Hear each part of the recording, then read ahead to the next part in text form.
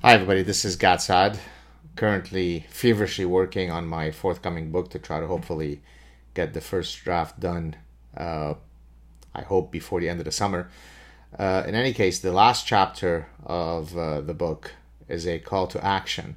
Basically, the idea is that it's insufficient to only offer you a description of the disease. In this case, the disease is the collective malady that has led people to stray from reason, from logic, from science, from common sense, from reality. But more than the description of the disease, you also have to offer people hope. You have to offer people a cure for the disease. So, how can we inoculate people, vaccinate people, so to speak, so that they don't engage in disordered thinking? And if they have been infected by one of these idea pathogens, how do you cure them? So, today I wanted to talk about one specific reason that people often give as to why they don't speak, and to just give you a brief summary of the point that I make in the book about this exact issue.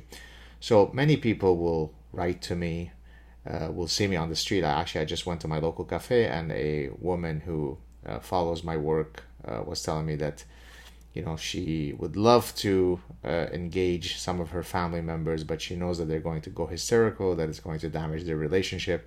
And I've heard variants of this story from endless people, right? I would love to speak about this issue, Professor, but I know that our friendship will suffer.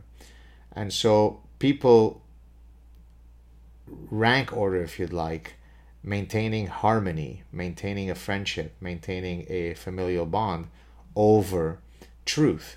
Now you might say, well, come on, we live in the real world. Not everybody walks around, as the apostle of truth, and every second you have to be fighting for truth. There are the pragmatic realities of maintaining friendships, maintaining a marriage, maintaining familial bonds. Of course, I get that. But the reality is that a true friendship is one, as I explain in the book, that should be anti-fragile, right? To borrow the wonderful concept from my friend Nassim Taleb, right? In other words, it has to be exposed to stressors and come out unscathed. Otherwise, it's not really much of a friendship. So if my deep friendship with someone cannot withstand the possibility of having a conversation about meaningful topics, such as that person might love Justin Trudeau and I may not, or he may love Donald Trump and I may not. If we can't have an adult conversation politely, right? I mean, we're not throwing things at each other, we're not swearing at each other, we're not hurling death threats at each other, but we're sitting down over a meal, and you tell me why you think Justin Trudeau is great, and I'll tell you why I think he's not, and let's hash it out. If our friendship is unable to sustain, right, to go through the anti-fragile exercise of that particular stressor, where guess what, you and I might have different opinions on important topics, then I'm not sure that it is a friendship that is worthy of my attention. Now you might say, wow, that's pretty rough, that's pretty brutal, that's, most people are not so committed to truth. But the reality is, if you truly want to live a life of intellectual piety, then that is the personal conduct that you have to adhere to, right? I mean, I would hate to think that any close friend that I have would not be willing to accept that I may have differing opinions on matters than he or she does. As a matter of fact, friends that I have obviously know what I do in the public eye, and I haven't, to my best recollection, I don't think I've lost any friendships because of that.